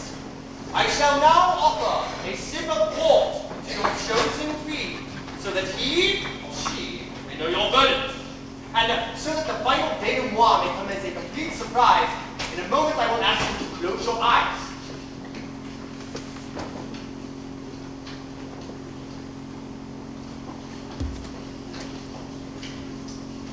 Pray then, close your eyes tightly now.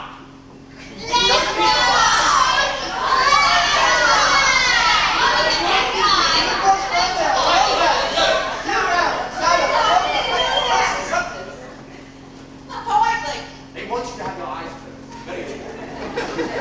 I will now, keep them closed, I will now offer the sip of port. Oh, he looks dastardly drinking it.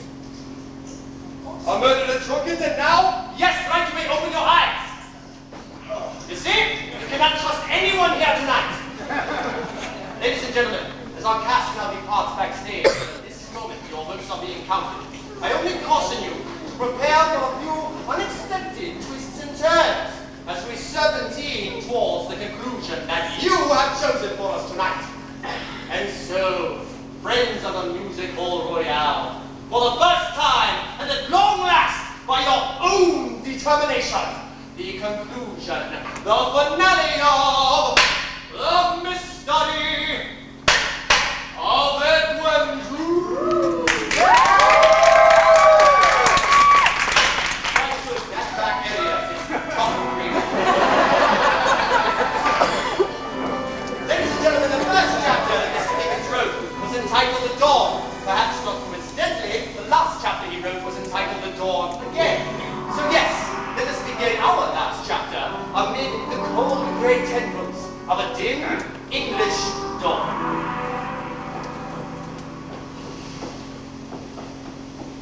Oh, it's bloody freezing there, Missy. What? What is it? Can you stand 3 and 6 for a Christian soul in distress? There's no Christian souls in distress, I fear, and I have no more than 3 and 6 to get me to London. Running away from something? Yes, at long last, and now I must. Rosa. How on earth did you play? No, I've only known you since the day you were born. Only bathed you and fed you. Oh, don't look at me, Rosa. I can't bear for you to see me this way. But can you remember your nanny, Rosa, some 12 years ago? Oh, will you look at me now, darling girl, and see your nan instead? Then, somewhere, but I was 6 and then you weren't there anymore. You do remember. God love you. You never really knew your mother, did you?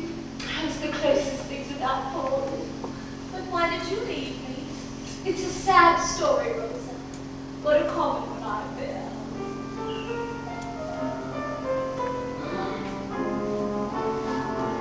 I was much a man, then I met a man, tall and all with golden hair. That's where my end began. I let him have his way with me. He knew his way so well. Led me down the garden path to hell. Marriage in the head. Oh, what I got instead was a bed in Camden Town. Then to me he said, if I sends around a friend, we're not this sweat, strolling down your garden path to hell. Make your bed of roses and sleep in it, cuddle deep in it, and pray you'll never wake. Soon the deadly poppies come cropping up, barely popping from the seeds of one mistake. Only back all day, earning Satan's pay. I took to drink so as not to think of who'd come next to play.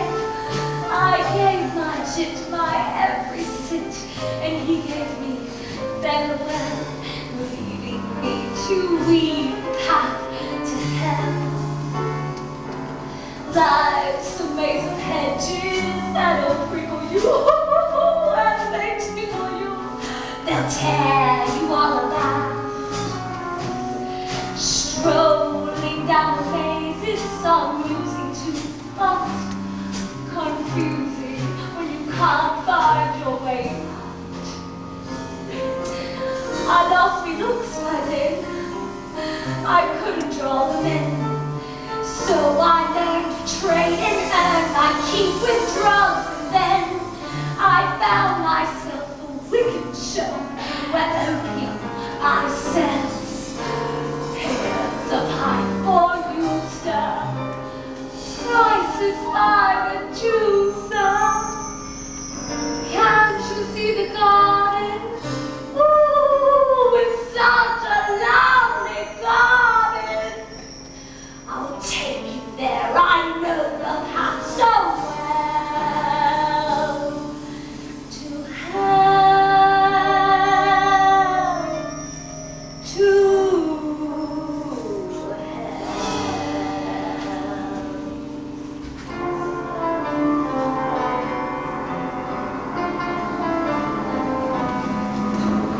Rosa, my child, my own, I'm deep ashamed you went through life alone.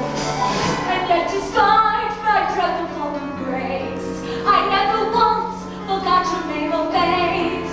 One icy evening, a client of mine began to rave and praise some laudanum wine. And as he drank his cup of Satan's blood, he made the great mistake of crying, Rosa, well, it's one thing that didn't like me, to mix him with the likes of him.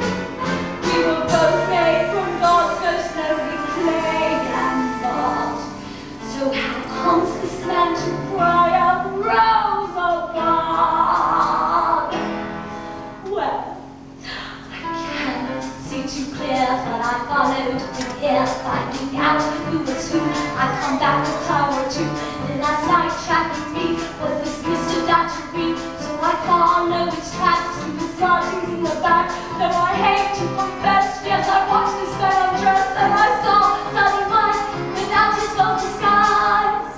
And the job took the asterisks in no fear of hazard. Datchery is a bastard. Yes, it is all I gladly believe. My joy in telling all I cannot conceal. Author am I and beast of this age. Joyfully now I take center stage.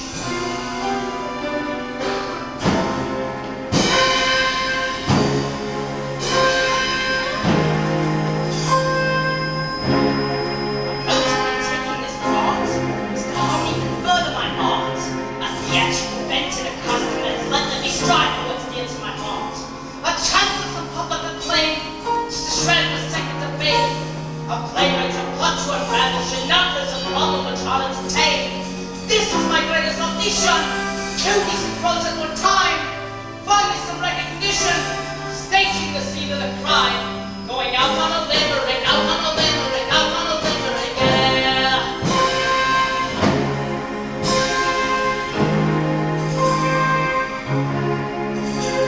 I found the theatrical kits, and the statue I did my bits. So to clear up this name, I confess to my shameless profanity to I admit.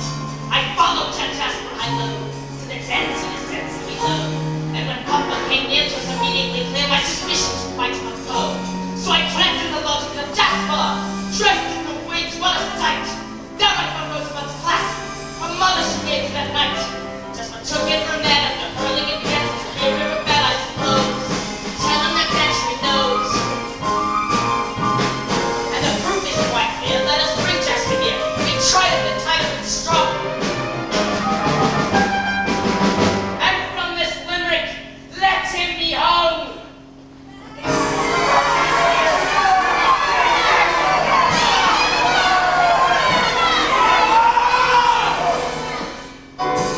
I will not lie. I wish dead to die. Twice dead am I.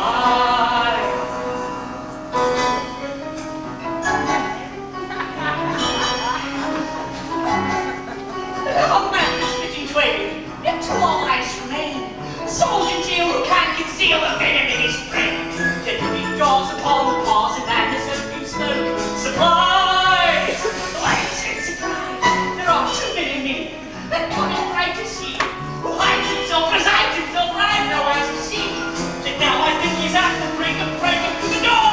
I'm in, he's out, I'm out, he's free, I'm free once more. How many times I've killed that Drood upon my flanks? My flanks that burst the small presumption of his rights. His right to share my roses bed. It took no smoke for me to picture him dead. I poured myself a flask of laudanum, and then toast mine had never I drank some.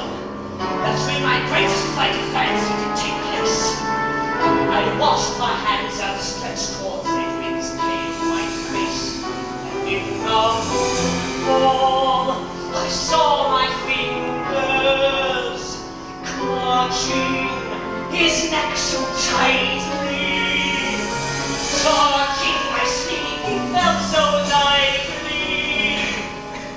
Moon fall, then fell on me. Oh, God, the deed was much too easily done. As much as over once it had begun. Such tragedy to find me weak and kill, and not to awake to taste the thrill. Now I've confessed. Now we both can rest. No! I can't let it happen!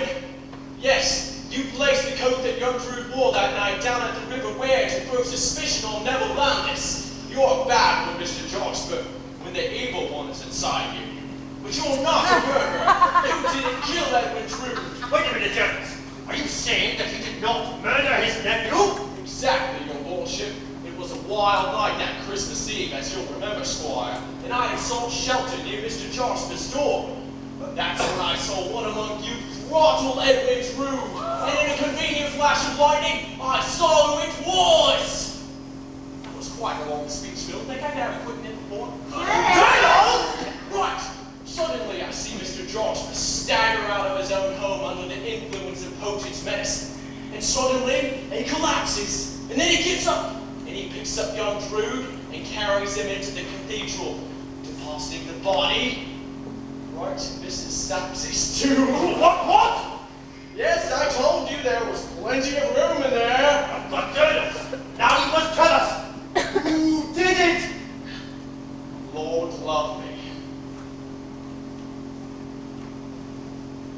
It was Rosa Bart!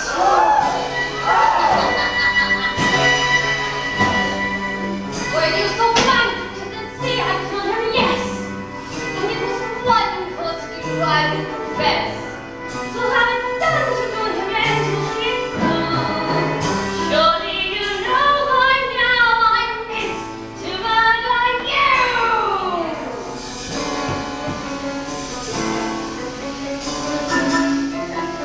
Try my supply is not turned on mine. But when intended confidential claims you in the time.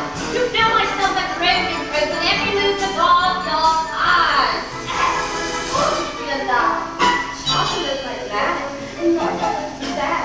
And calm the man to kill a man and feel deathly glad. To rid myself of torturous divine. Not Edwin, who I thought was you. I meant for you to die.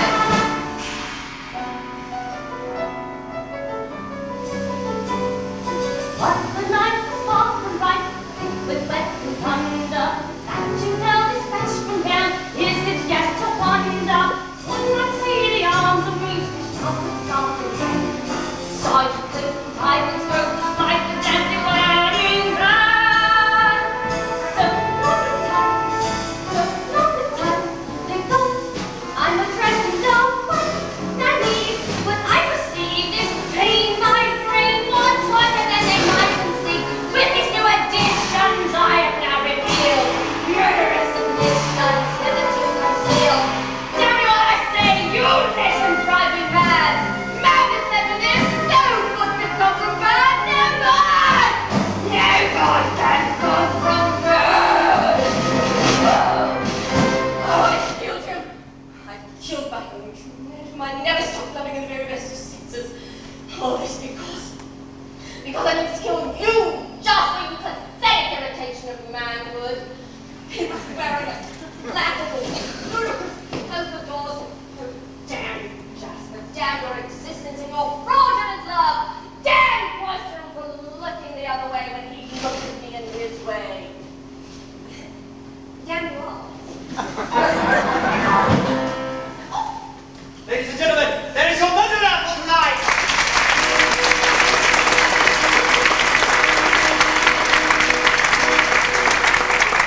But surely we all have a right to a happy ending. We all have need in our lives for love, romance, or at this hour of the evening, any reasonable facsimile thereof. So it only remains for you to answer one final question. Which two in our story will find that commodity we all seek? Who shall be our lovers tonight? Let's see. On the distaff side, we are left with the tempestuous Helena Landis, or the serviceable Princess Puffer. Which of these two ladies would you like to see united in love with one of our remaining male leads? Pray indicate by your applause. Princess Puffer.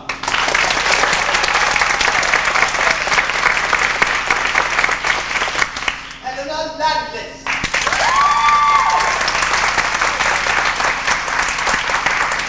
It's very important that we're accurate about these things. I'm going to do it once more.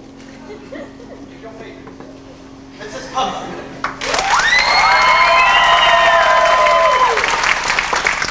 Helena Landis. Princess Puffer. Let's see.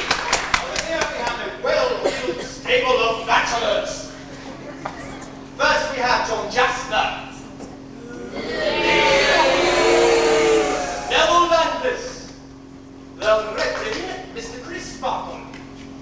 Bazzard!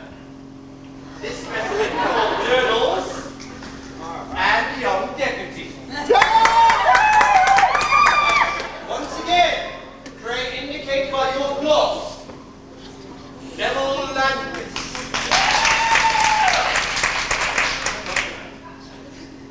Reverend Mr. Crisparkle. John Jasper. Bazzard.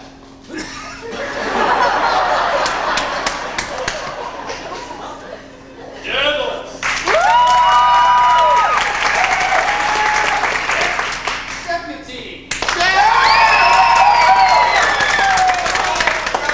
That's your decision then, and we're stuck with it, I suppose. Ladies and gentlemen, Miss Purcell, a gentle reprise if you will, but I feel we're about to have a love song. I've got a bargain to strike with you. You give me the passionate energy of your virginal youth. And in exchange for the experience of my checkered past. Oh, Princess Puffer, I'll be the most willing student you've ever had. Be willing to drill me into my final exam.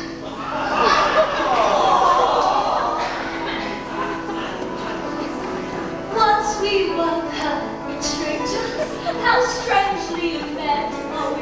I find I now adore you. Our best is yet to be. It seems I've longed to hold you, made to itself. You love me so, they told you. Let's not resist this ending. Once we have kissed, pretending takes no skill. Once we were perfect strangers, yet now I love you perfectly.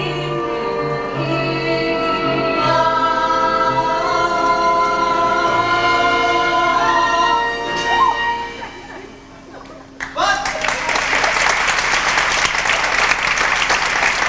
what of Edwin Drood? What if he could speak to us from beyond the grave? What would he tell us? What would he say? I'm